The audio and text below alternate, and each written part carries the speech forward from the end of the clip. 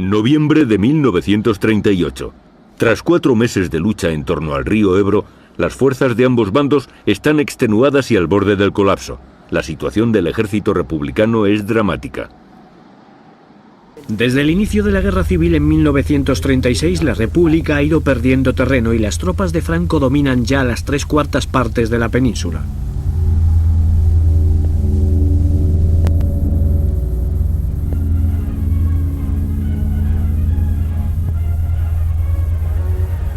El frente catalán permanece inmóvil desde la toma de Lérida por los nacionales el 3 de abril de 1938.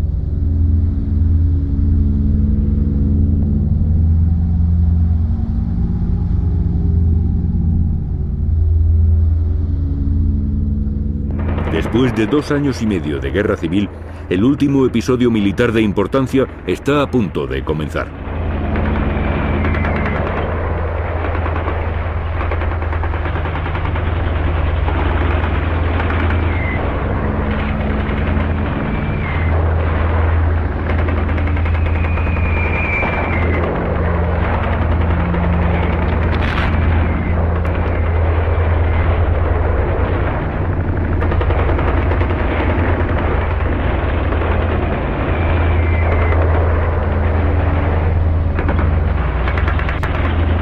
La batalla de Cataluña, la última gran ofensiva.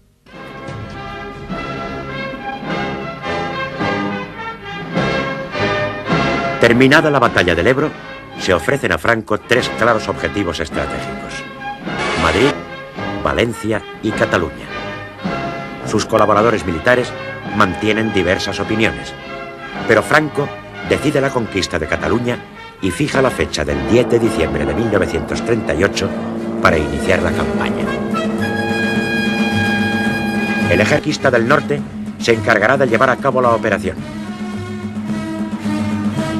Está mandado por el general Fidel Dávila y lo componen 6 cuerpos de ejército: el de Urgel, el de Aragón, el del Maestrazgo, el de Navarra, el marroquí y el cuerpo de ejército italiano, que cuenta con 4 divisiones: la Littorio, veterana de Guadalajara, compuesta casi totalmente por italianos, y las flechas negras, flechas azules y flechas verdes, con mayoría de mandos italianos y la casi totalidad de la tropa española.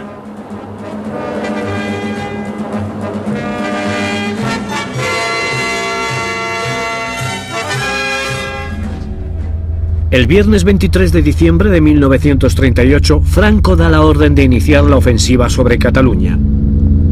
Todas las divisiones nacionales que han participado en el Ebro están listas para volver a actuar.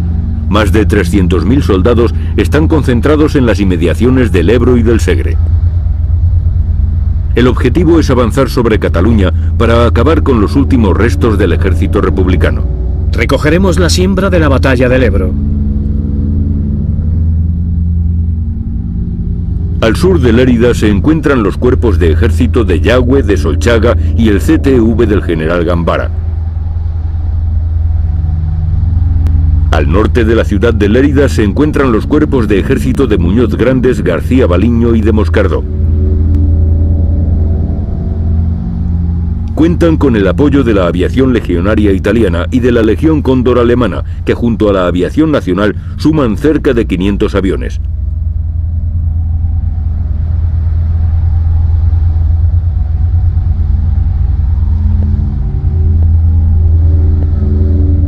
Su potencial artillero también supera con creces al de las fuerzas republicanas, con cerca de 5.000 ametralladoras, 1.000 fusiles, 2.000 morteros y cientos de baterías antiaéreas. Poseen más de 1.000 piezas de artillería apostadas por todo el territorio catalán.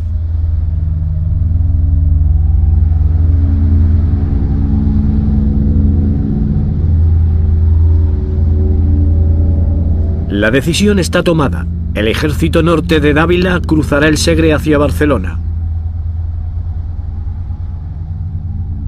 Las mejores tropas se encuentran allí, entre los Pirineos, el Ebro y el mar, rodeando una Cataluña que aguarda el inicio de las hostilidades.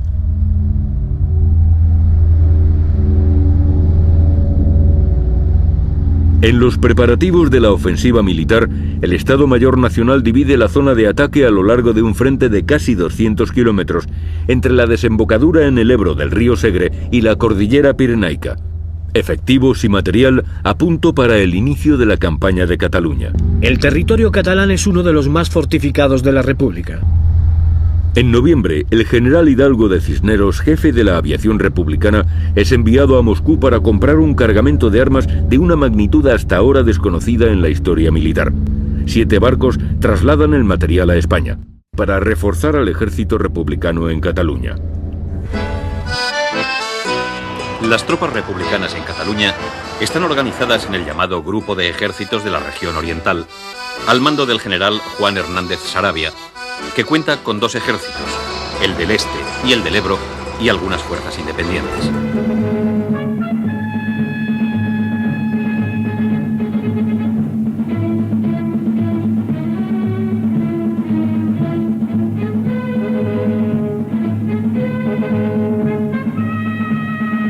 Franco también ha previsto ataques desde el mar.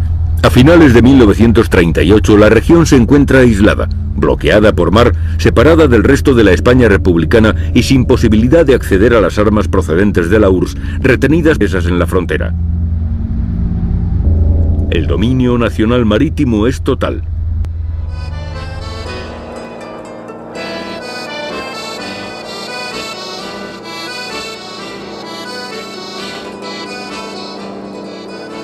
El general Rojo pretende que en la zona centro-sur se inicien acciones destinadas a ganar tiempo hasta que pase la frontera el material bélico que es imprescindible en Cataluña. Se pone en marcha una ofensiva anfibia sobre Motril que se suspende ante la oposición del general Miaja, que manda el frente centro, y el almirante Buiza, jefe de la flota.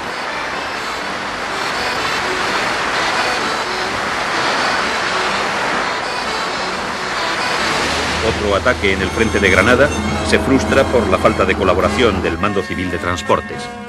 Es el final de los intentos para retrasar el ataque contra Cataluña.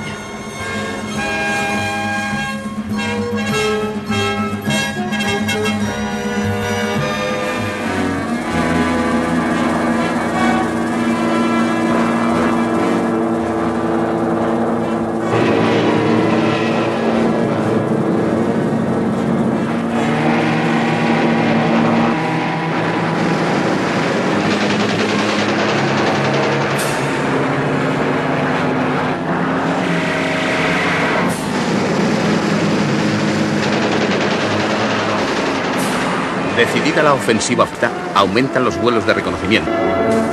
El general Dávila se lanza a la ofensiva en la madrugada del 23 de diciembre con unos 300.000 hombres en 6 cuerpos de ejército. Por la parte republicana, el general Sarabia comanda unos 200.000 hombres en 7 unidades. Las tropas republicanas se dividen en 2 ejércitos, El del Este, de tendencia anarquista, que se despliega desde Lérida hasta la frontera francesa, y el Ejército del Ebro, de tendencia comunista, que ocupa las tierras entre Lérida y la costa mediterránea.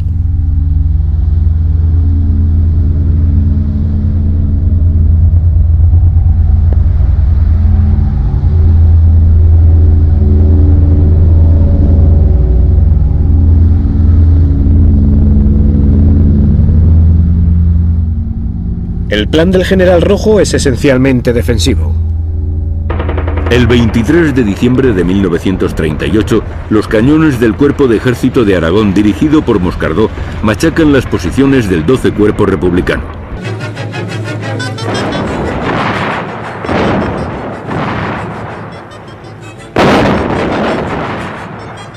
Una potente preparación artillera inicia la operación. El frío y la niebla cubren el campo de batalla.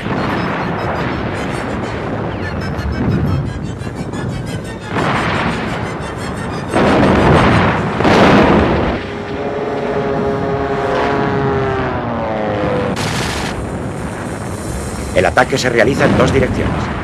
Los cuerpos de Urgel, Maestrazgo y Aragón se concentran contra el ejército del Ebro. Los de Navarra, italiano y marroquí contra el del Este.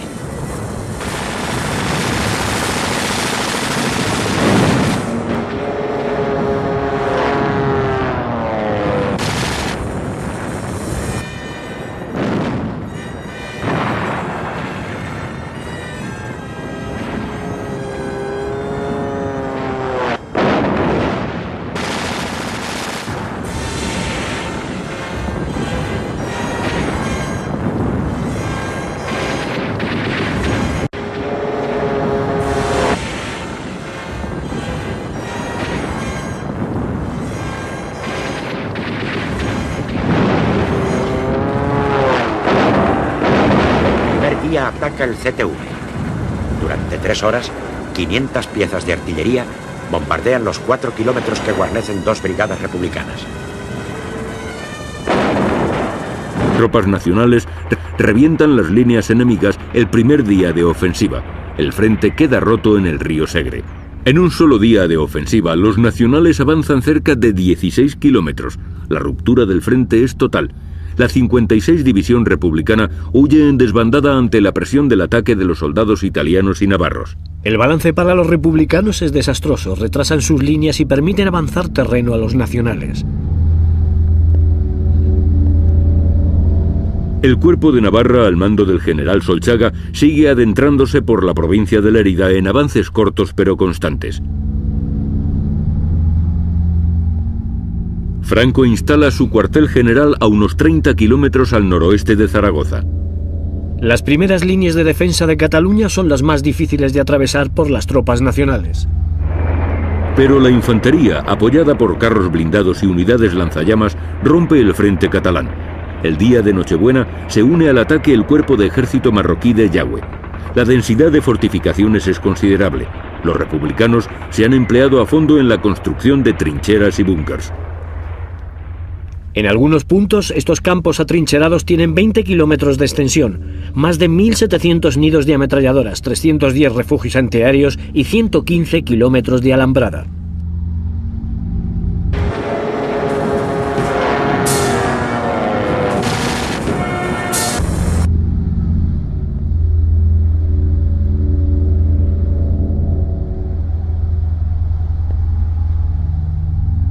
El frío del invierno de 1938 es muy intenso y las sierras están cubiertas de nieve. Las condiciones climáticas son pésimas.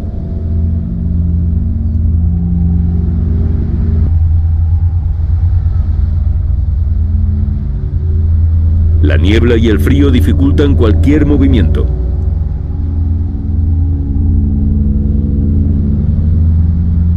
El 25 de diciembre los avances del CTV italiano y las divisiones navarras se tornan más lentos.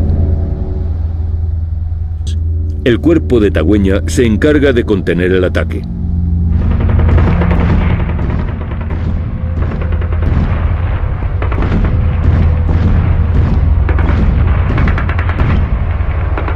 Y el cuerpo de Lister debe replegarse. El avance nacional prosigue imparable, asegurando una amplia línea de frente al norte y sur del Segre. Poco a poco, en una intensa lucha de desgaste, las fuerzas republicanas van cediendo terreno.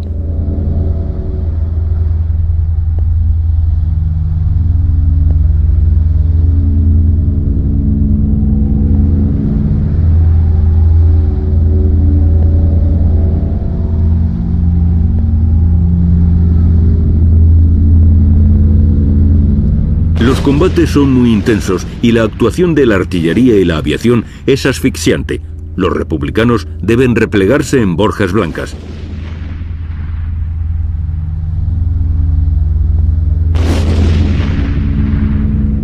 Las tropas navarras toman Granadella, a 30 kilómetros al sur de Lérida, el 29 de diciembre.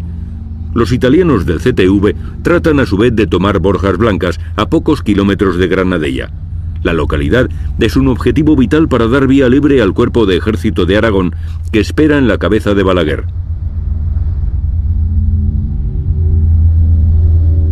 La zona de Balaguer es la más fortificada de todo el frente catalán.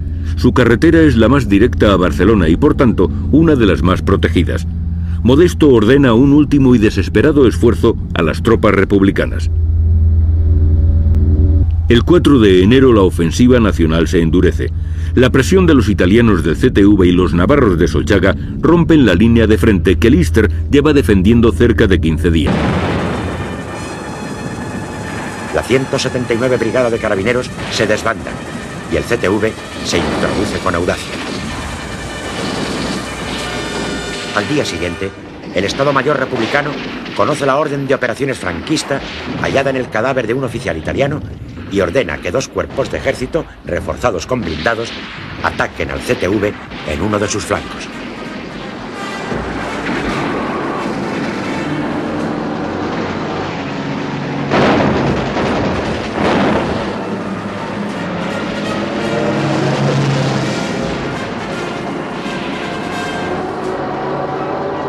Durante 10 días se combate duramente. Los republicanos pelean a la defensiva en el Segre, donde el terreno montañoso les favorece, e intentan desesperados contraataques en la zona del ejército del Ebro, situado en llano y con muchas unidades deshechas o desbandadas.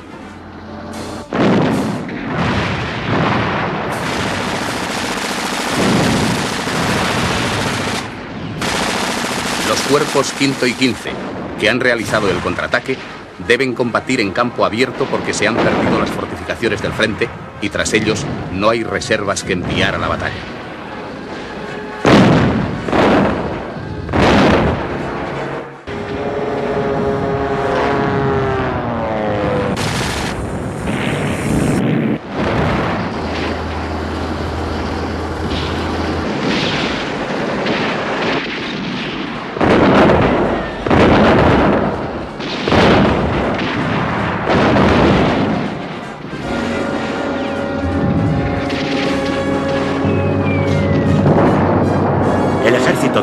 Es machacado por la aviación y resiste hasta que se desbanda su Brigada 94. Su división de Flechas Negras aprovechan la coyuntura para avanzar hacia Artesa de Segre, donde entran el 4 de enero. A primeros de año, el gobierno republicano ordena la movilización de los hombres de 18 y 40 años. La medida es ineficaz. Los reclutas no llegarán a terminar su periodo de instrucción militar. Lo que necesita urgentemente el ejército de la República no son hombres, sino más armas y, muy especialmente, más aviación.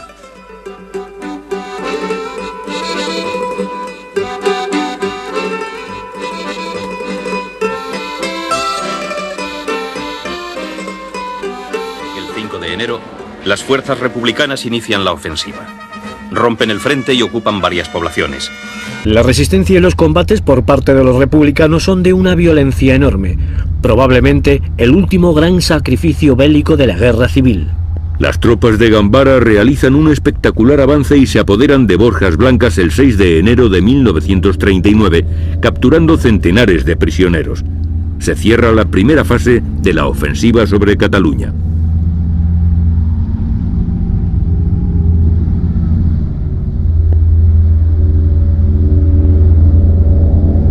La desbandada republicana en Borjas Blancas marca la suerte de Cataluña. Gracias al terreno llano y suave de Urgel, favorece el desplazamiento y el avance del CTV de Gambara. El avance, espectacular, es ya de 80 kilómetros desde el punto de partida. Los carros Fiat Ansaldo y su versión lanzallamas participan destacadamente en la campaña de Cataluña. La resistencia republicana va transformándose en contención y posteriormente en retirada. Se defienden enconadamente hasta el 6 de enero de 1939, cuando las tropas nacionales envuelven el frente desde el norte y el sur.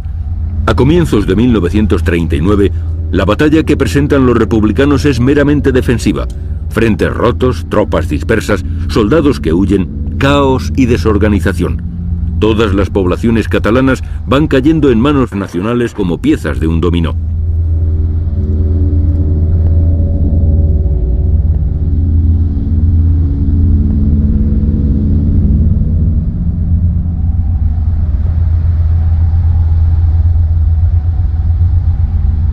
Pero el día 10, Franco logra paralizar la ofensiva que fracasa sin conseguir aliviar la situación de Cataluña. El CTV consigue llevar a cabo la guerra de movimientos infructuosamente intentada en otras ocasiones. En su avance, ocupa Castelldans y cruza el canal de Urgel.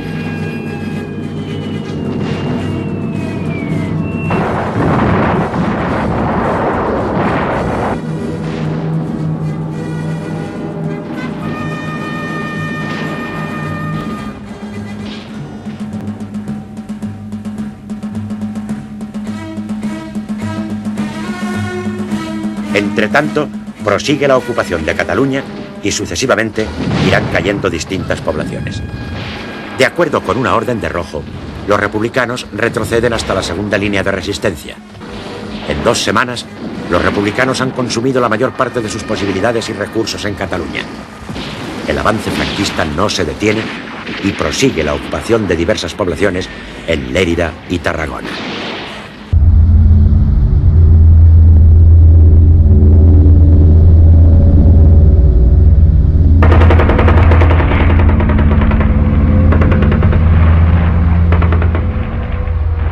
El 12 de enero caen otras 2 poblaciones importantes, Agramunt, en Lérida, y Falset, en Tarragona.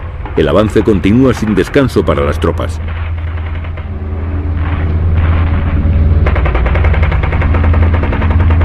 En Barcelona, Negrín toma medidas de urgencia. Moviliza a un nuevo grupo de reemplazo que incluye a los ciudadanos de ambos sexos entre 17 y 55 años. Cada movilizado pondrá por su cuenta manta, calzado y cubierto. El puerto de la ciudad condal se convierte en un objetivo básico para la aviación nacional. En Barcelona no hay casi refugios, el metro está muy poco profundo y los bombardeos han de soportarse sin apenas amparo. La moral de los ciudadanos está muy minada y dentro de los refugios antiaéreos esperan que acabe la pesadilla cuanto antes.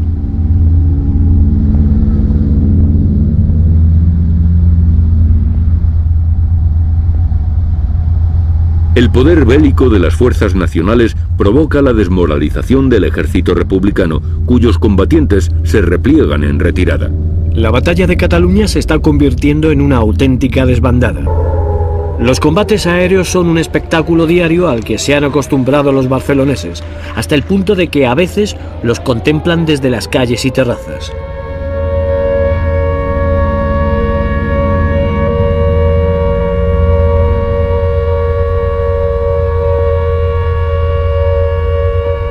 Al atardecer, las ramblas y las principales avenidas de Barcelona se quedan desiertas bajo los proyectiles.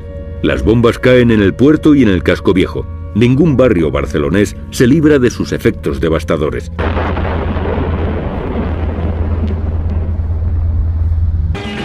El avance de las tropas de Franco se acelera.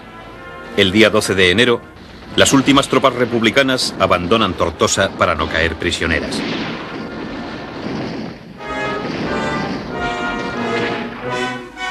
Al amanecer, las tropas nacionales cruzan el Ebro y toman la ciudad. Su aspecto es desolador, con las calles obstruidas con los escombros y con la mayor parte de los edificios destruidos tras la huida de los rojos. Odias decirlo, En Tortosa los dinamiteros cumplieron concienzudamente su satánica misión. He aquí el puente sobre el Ebro, volado como tantos otros, por los que han sembrado de ruinas nuestro solar. Trincheras enemigas junto al río, inexpugnables hasta la llegada del general Yagüe.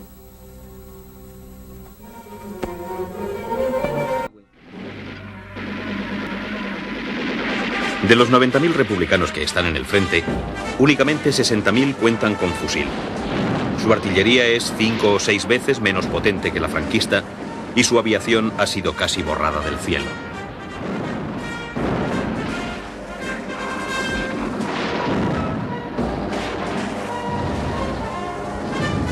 El frente salta en pedazos en el sector sur, donde Valls y Tarragona quedan amenazadas. Una vez más, el quinto cuerpo de Lister es colocado ante la brecha y combate denodadamente. Preguntan alto quién vive, responderemos en alta voz. Los voluntarios del rey Don Carlos, vivan los fueros y religión. Para defender Tarragona, los republicanos han acumulado todos los recursos disponibles. Pero las tropas de Yagüe entran en la ciudad el 15 de enero. La conquista es recibida con alborozo en la España nacional. Déjame, mujer, luchar, que pronto regresaré. Con el trono y el altar, la paz conmigo traeré. A la mañana siguiente se iza oficialmente la bandera roja y gualda en el balcón principal del ayuntamiento.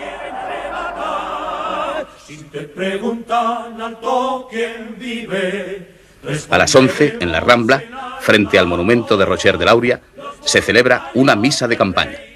Es el primer culto público celebrado en Tarragona desde julio de 1936. Después, el general Juan Bautista Sánchez González arenga a los asistentes y a continuación desfilan las tropas. Es una ceremonia que se repite en todas las ciudades que son ocupadas. Déjame, mujer, luchar, que pronto regresaré. Con el trono y el altar, la paz conmigo traeré.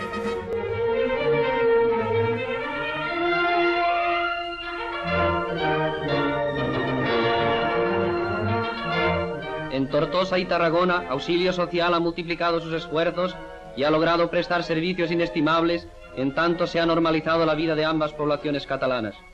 Durante muchos días, mujeres, ancianos y niños han recibido los cuidados de la institución de la Falange, que ha subvenido generosamente a todas las necesidades de las poblaciones liberadas.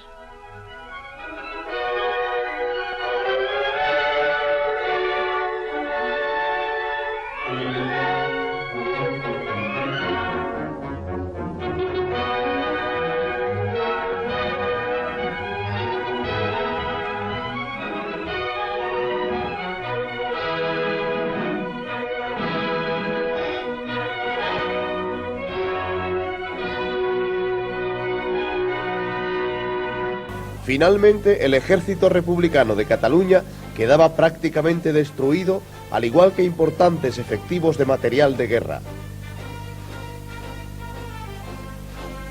Las columnas de prisioneros, interminables por la enorme cantidad de hombres que las integraban, todos ellos caminando hacia un futuro incierto.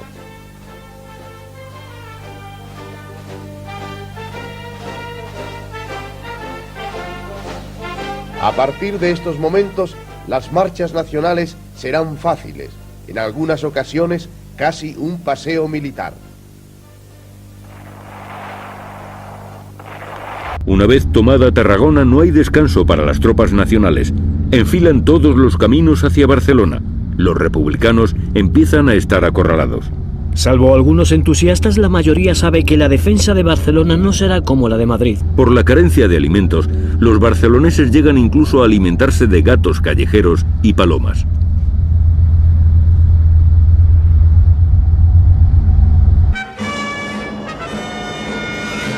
El mismo día, las tropas nacionales entran en Reus.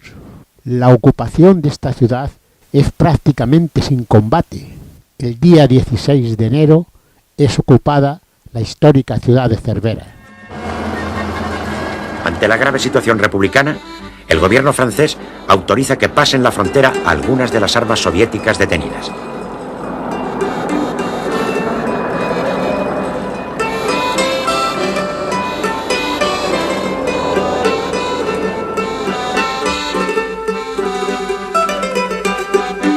mismo día de la ocupación de Tarragona, el gobierno de Negrín ordena la movilización general que incluye hasta los hombres de 50 años para realizar fortificaciones.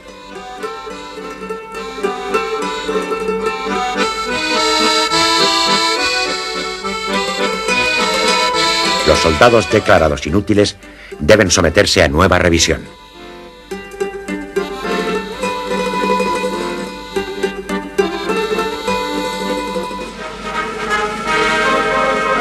A medida que las fuerzas nacionales se acercan a Barcelona, en las emisoras de radio se suceden las alocuciones de los dirigentes republicanos reafirmando la justicia de su causa y alentando a la resistencia. El día 20, el presidente Companys pronuncia el que será su último discurso en Cataluña. Es una llamada al patriotismo para defender Cataluña y la República en aquelles hores difíciles i transcendentales. Lo que representa la nostra lluita pels valors universals de la pau, del treball i de la justícia. I anem a la guerra impregnat per aquests sentiments i per a guanyar aquests postulats. Visca la llibertat catalana!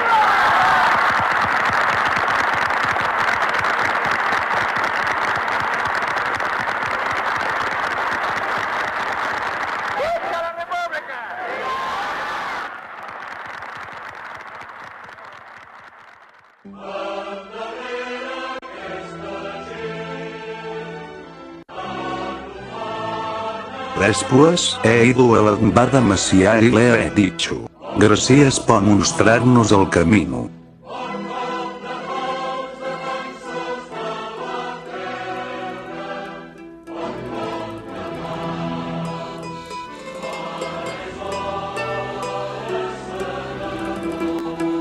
También en toda la prensa barcelonesa se alienta a la resistencia. Pero los llamamientos a convertir Barcelona en un nuevo Madrid son inútiles. En el Madrid de 1936, todas las ilusiones republicanas estaban intactas. Ahora, en Barcelona, después de 30 meses de guerra, de bombardeos, de hambre, de disensiones políticas internas y de haber sido destrozadas en el Ebro las mejores fuerzas del ejército, se han perdido las ilusiones y la confianza en la victoria. La gran masa de la población solo desea que se termine pronto la guerra.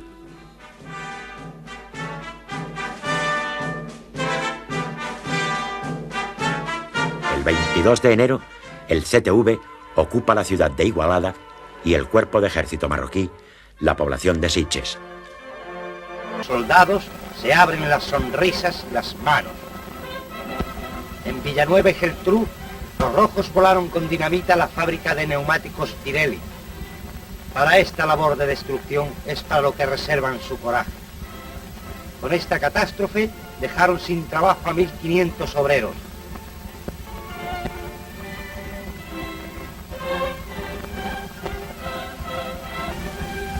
Las columnas siguieron su marcha camino de Sitges. Allí había letreros que pedían al vecindario que se fortificase, pero solo eran letreros.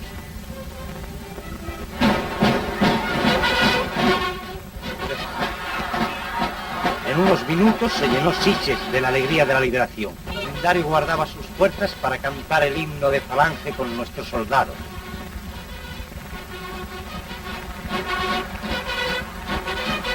De todas las esquinas surgían aclamaciones.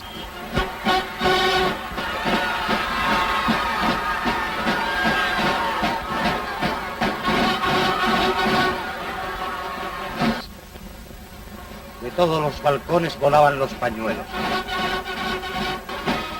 Había quienes lloraban por no poder contener la emoción al volver a tener presente la vieja bandera. Comenzaron a caer las fechas fatídicas y los nombres de vulgares criminales como Durruti, que 2 años de locura habían encumbrado.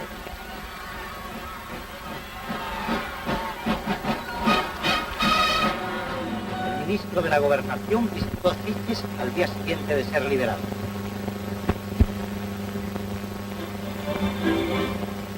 El general Jaume le hizo entrega a Catalá, que los separatistas dejaron abandonada en su huida.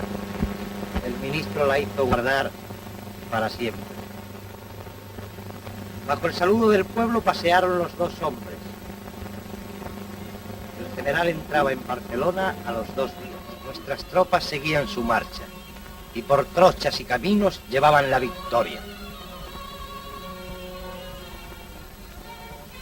El general García Baliño había de tomar Manresa.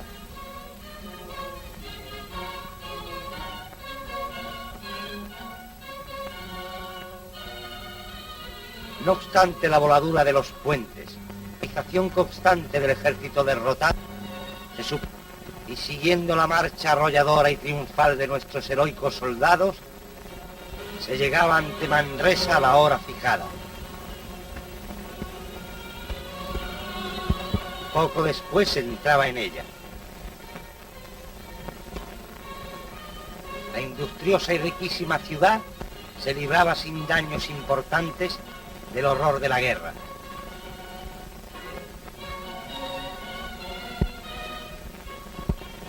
Pronto salieron de sus casas los habitantes, que se unieron a las tropas y pidieron una misa de campaña para agradecer a Dios su liberación.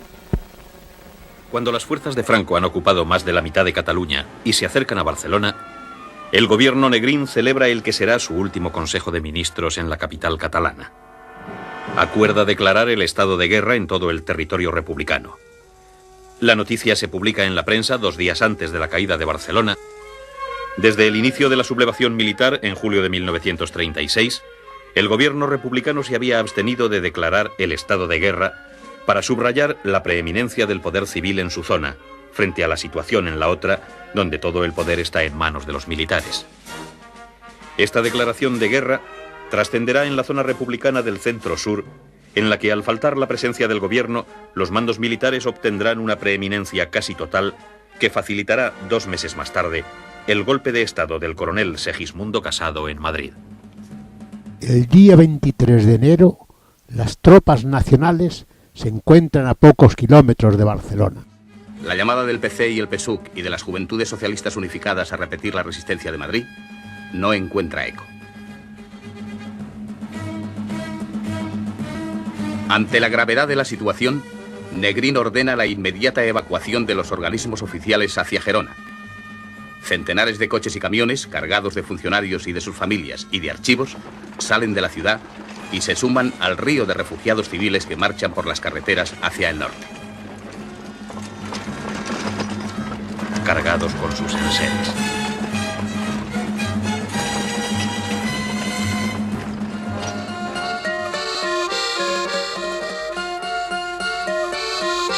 El proyecto de instalar el gobierno y sus órganos civiles y militares en Gerona es imposible. La ciudad, de unos 24.000 habitantes, está invadida por miles de refugiados que pretenden llegar a la frontera. Barcelona presenta un aspecto desolador. A última hora de la noche, el presidente Companys sale de Barcelona. Antes de partir, recorre en coche algunas calles y las Ramblas. La oscuridad es casi total debido a las restricciones eléctricas y al temor de los bombardeos. También abandona la ciudad el presidente Aguirre. El presidente Azaña también se ha dirigido hacia el norte. El día 24, las fuerzas nacionales entran en Manresa y, como es habitual, se celebra una misa de campaña a la que asisten fervorosos todos los ciudadanos.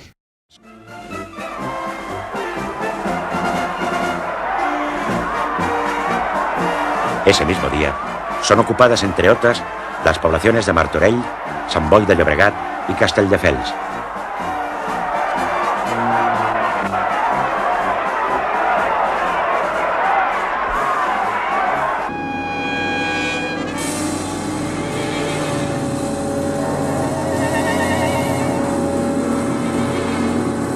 El proyecto de establecer una línea republicana de defensa en el río Llobregat no prospera. El día 25, las fuerzas del general Franco cruzan el río, venciendo la resistencia republicana, y avanzan sobre Barcelona.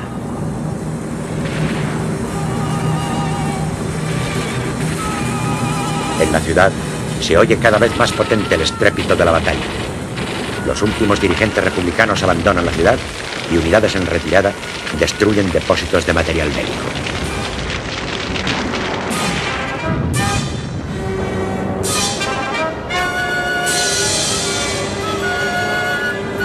Las fuerzas del general Dávila que han ocupado las alturas del Montjuic y el Tibidabo, operan con prudencia y retrasan la entrada. Durante unas horas, Barcelona es tierra de nadie.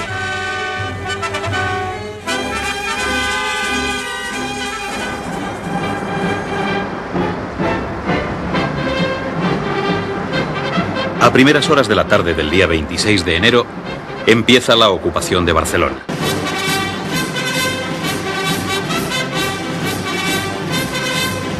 Se ocupan los primeros edificios oficiales y se empiezan a ver los primeros pelotones de soldados nacionales por la ciudad.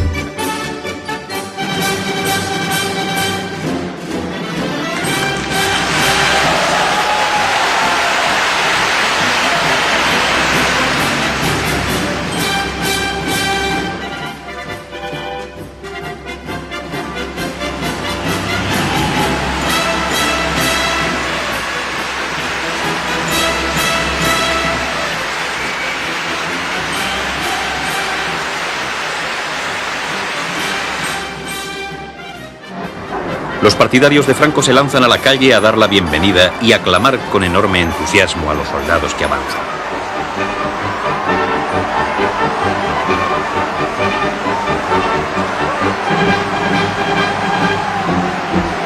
Desde la misma tarde, los altos jefes militares pronuncian enardecidas alocuciones desde las radios barcelonesas. El general Yagüe declara: Y a vosotros, catalanes, que os envenenaron con doctrinas infames, que os hicieron maldecir a España, si lo hicisteis engañados por los falsos propagandistas, os traigo también el perdón, porque España es grande, fuerte y puede perdonar. Y a esos que os engañaron, nuestro desprecio, porque la España de Franco tiene un corazón muy grande y no sabe odiar. Todas las alocuciones terminan con los habituales vítores a España y a Franco, a los que se suma un nuevo grito: ¡Viva Cataluña española! El mismo día de la entrada en la ciudad, el general Dávila, jefe del Ejército del Norte, publica un bando que deja sin valor ni efecto todas las disposiciones y nombramientos republicanos posteriores al 18 de julio de 1936. El 8 de enero de 1939, en la Plaza de Cataluña, se celebra la conquista con una gran misa presidida por el general Yagüe, sus mandos y miembros del nuevo Ayuntamiento de Barcelona.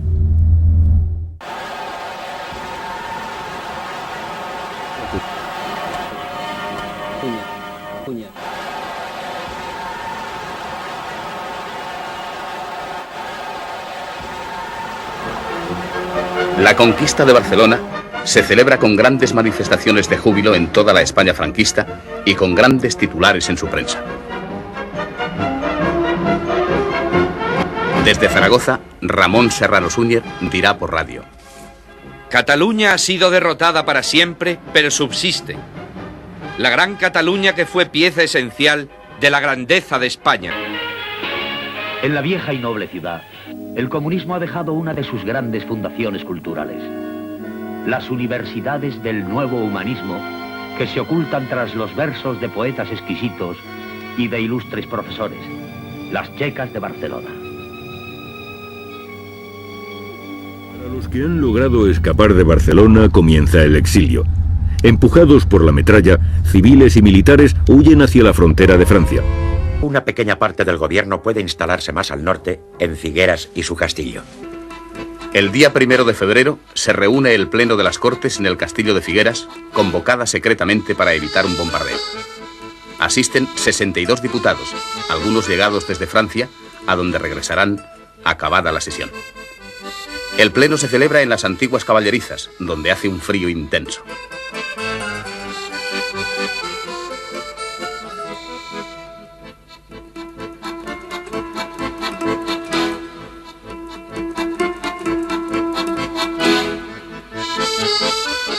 Martínez Barrio abre la sesión con un breve discurso. Tras él interviene Negrín de modo largo, tenso y emotivo. Expone la gravedad de la situación militar y las causas que las han provocado. Declara que si se pierde Cataluña, continuará la lucha en la zona centro-sur. Todos los diputados, puestos en pie, votan la confianza al gobierno.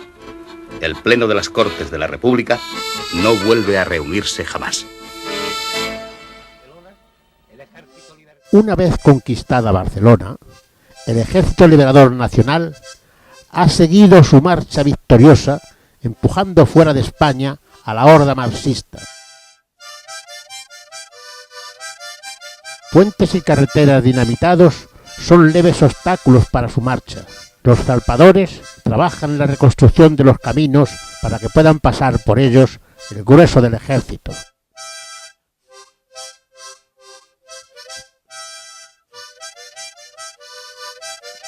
El general Solchaga marcha con las columnas dirigiendo el avance y los pasos de la infantería española resuenan en el Ampurdán.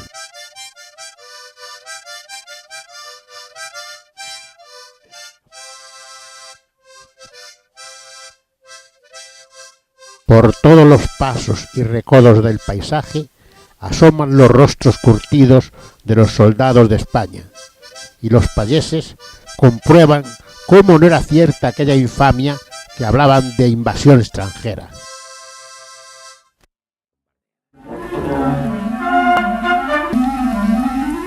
El día 3 de febrero, fuerzas del Cuerpo de Ejército de Navarra entran en Gerona, Última capital catalana por liberar, y los rojos antes de huir le han prendido.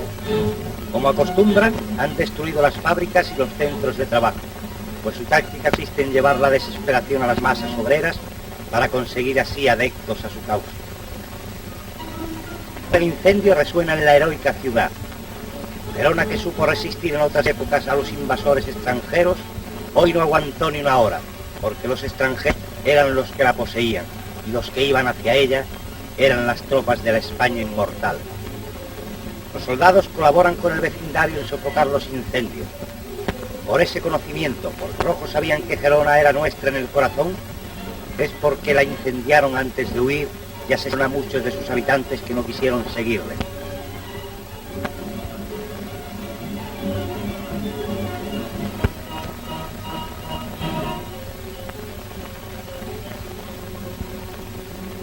Los tontos de circo abrían tiendas en todas partes. Al huir los rojos, la gente de Gerona entraron en los depósitos de víveres y encontraron, como en Melona, enormes cantidades de alimentos de los que habían estado privados tanto tiempo. Soldados y paisanos fraternizan y por calles y plazas se vuelve a oír el nombre de España. En medio de tanta tragedia, la población de Gerona tiene aún fuerzas para sonreír, pues las llamas no lograron abrasar la alegría de...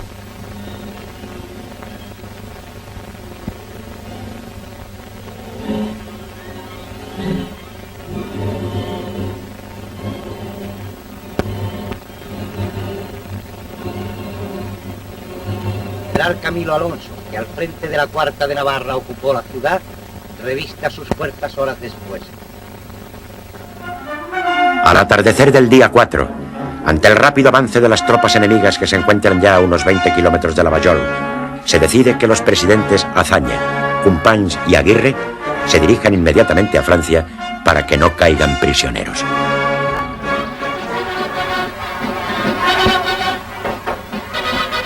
Al saberse en Barcelona la liberación de la capital hermana, se organizaron manifestaciones que recorrieron la ciudad.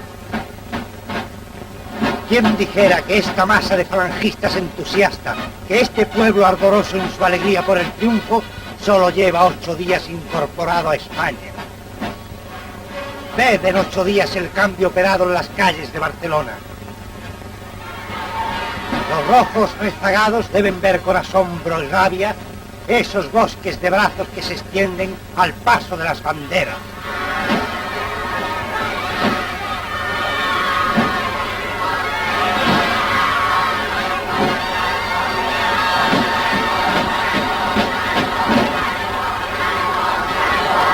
Solo en Barcelona son liberados por las fuerzas de Franco los 1.200 presos que se encontraban en el castillo de Montjuïc. En tanto que los rojos, en su huida, dejan 4 asesinatos masivos. En el colegio seminario del Collell, próximo a Bañolas, son abatidos 48 presos, entre los que se encuentra Roberto Basas, jefe de la Falange en Cataluña.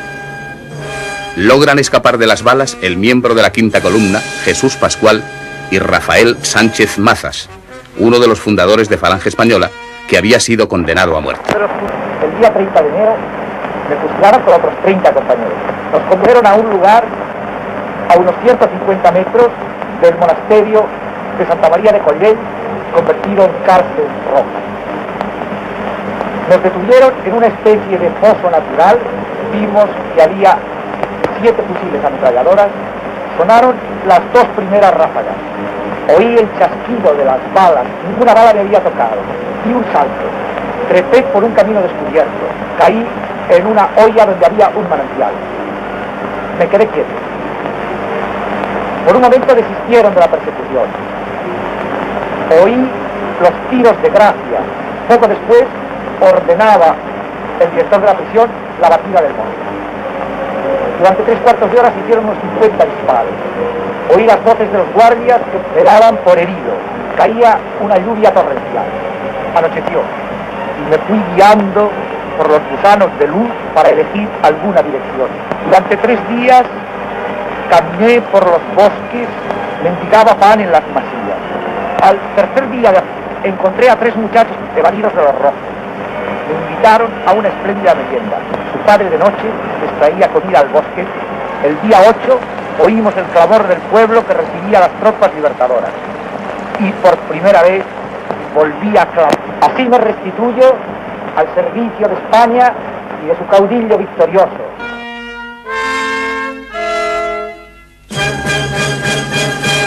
Unos días después, en La Tallada, cerca de Gerona, son asesinados 13 presos procedentes de la cárcel de esta ciudad. En Pont de Mollins son abatidos 42 presos, algunos de los cuales eran prisioneros procedentes de la batalla de Teruel, como el obispo Polanco y el coronel Rey d'Harcourt. La explosión del castillo de Figueras ha sido provocada por los republicanos en retirada para que la gran cantidad de material militar que hay almacenado no caiga en poder del enemigo. Toneladas de piedras vuelan por los aires.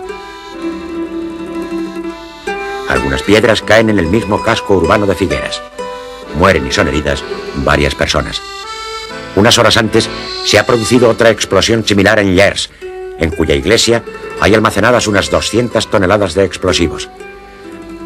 Aquella misma noche entran en Figueras las primeras patrullas del ejército de Franco.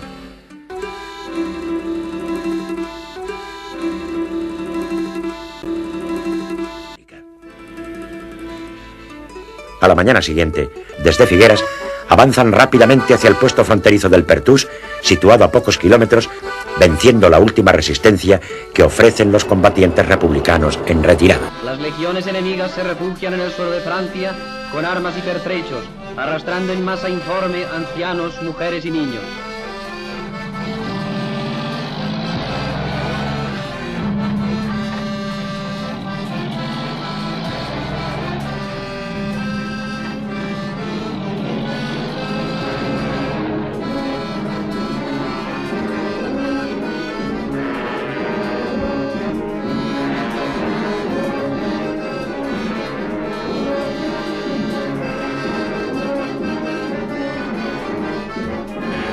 Llamado presidente Negrín, en el momento de atravesar la frontera del Pertús y subir a un magnífico automóvil que le hará olvidar los campos de concentración donde yacen hacinadas las pobres víctimas de sus prédicas.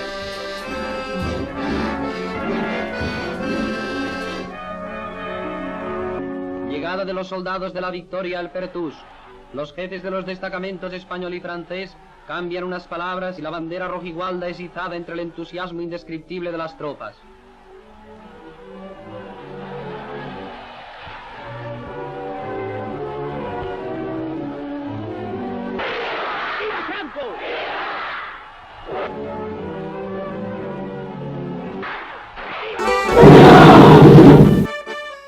El general Juan Bautista Sánchez izará oficialmente la bandera roja igualda.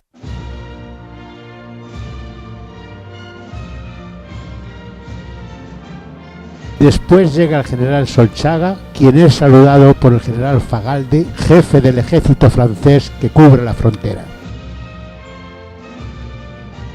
El día siguiente, fuerzas de la 4ª División de Navarra ocupan la población fronteriza de Portbou. El mismo día es ocupado Puigcerdá y su puesto fronterizo. El día 10 de febrero, el parte de guerra del general Franco anuncia: la guerra en Cataluña ha terminado. La campaña de Cataluña ha durado 53 días.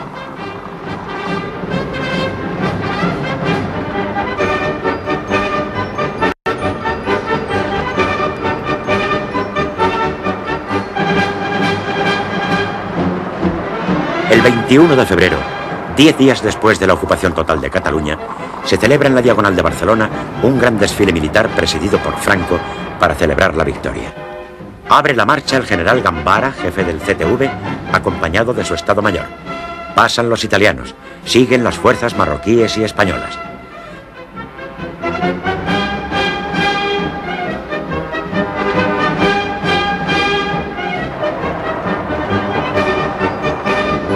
Cierran el desfile las fuerzas motorizadas de la Legión Cóndor.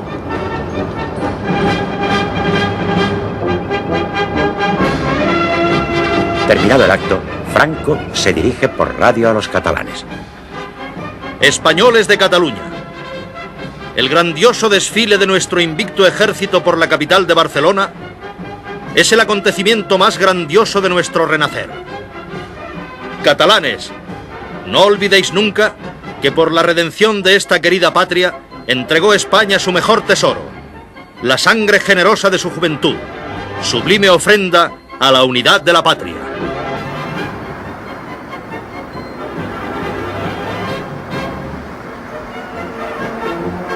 Al día siguiente tiene lugar una gran revista naval frente a las costas de Salou, presidida también por Franco.